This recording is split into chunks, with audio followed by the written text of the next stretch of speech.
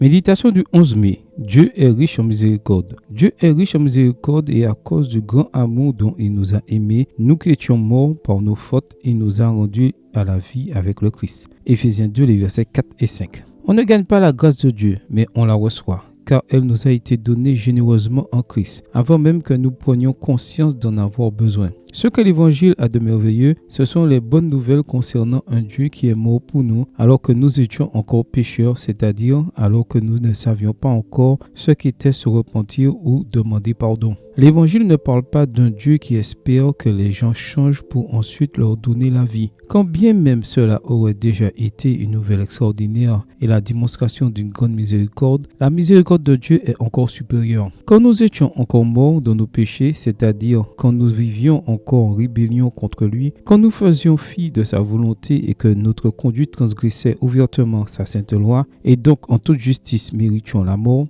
Dieu nous a donné la vie en Christ. Il nous a aimés avant que nous puissions l'aimer et a montré cet amour en livrant son Fils pour nous. C'est extraordinaire, inexplicable et aucun moyen humain ne peut le justifier. C'est ça la grâce. Dieu ne nous dit pas « Quand vous cesserez de pécher, je vous donnerai la vie ». Son plan ne consiste pas en ce que nous parvenions à obtenir la vie qu'il offre, après avoir au préalable changé de style de vie. Il fait beaucoup plus que cela. Étant mort pour nos fautes, Dieu nous a donné la vie par le Christ. Qui peut comprendre cela? Ce que la Bible nous dit, c'est que tous les êtres humains ont à leur disposition la vie éternelle en Christ. La différence entre être sauvé et perdu ne sera pas que Dieu ait donné la possibilité aux uns, mais pas aux autres, mais que les uns la recevront et les autres la rejetteront. La possibilité a déjà été donnée et donnée à tous.